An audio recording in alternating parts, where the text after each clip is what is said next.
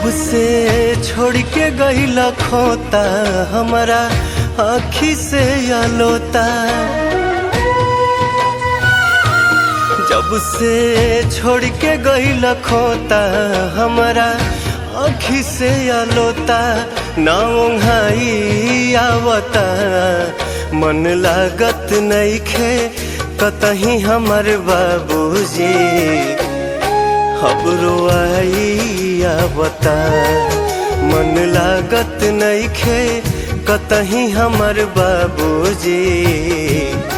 खबरो आई आवता।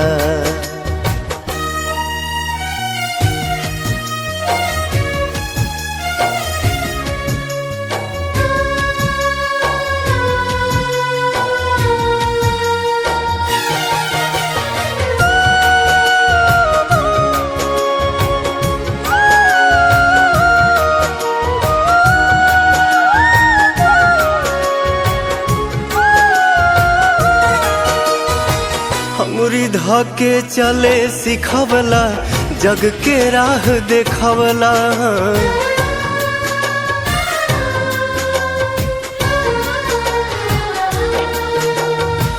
अंगुरी धके चले सिखवला जग के राह देखवला।